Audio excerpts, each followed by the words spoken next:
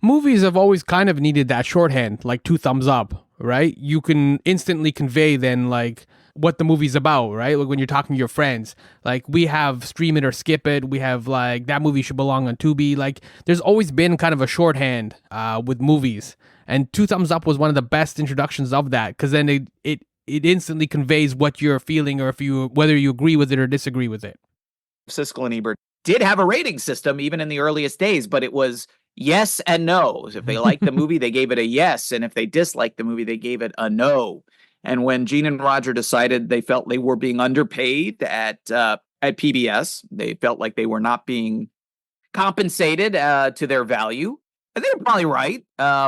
They decided, basically, they were made an offer by a ambitious executive at Tribune Entertainment. This guy, Joe Antello, thought, well, maybe I can lure them away and have them do basically their show for us, a new show, and they'll be the hosts.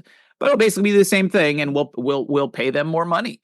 And that's how he lured them away. And when they started this new show in syndication at Tribune, which was ultimately called At the Movies with Gene Siskel and Roger Ebert, they felt their legal department at Tribune felt the basic concept of the show of guys talking about movies, reviewing movies, that they could get away with no problem. But they felt that there were certain elements of the original show on PBS that if they tried to carry them over, maybe they would be opening themselves up to a lawsuit. And one of those things was, somewhat hilariously, the yes and no rating system. It was determined they couldn't just take that. They would need a new one.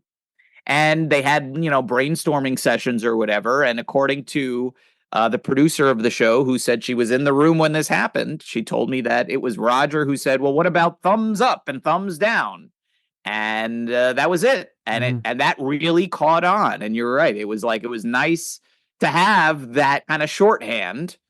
And if you only think of Siskel and Ebert as that, I suppose that's not wrong. This has been a notable audio moment hand-picked from My Summer Lair, a podcast hosted by Sammy Younan. Visit mysummerlair.com for all the delightful details.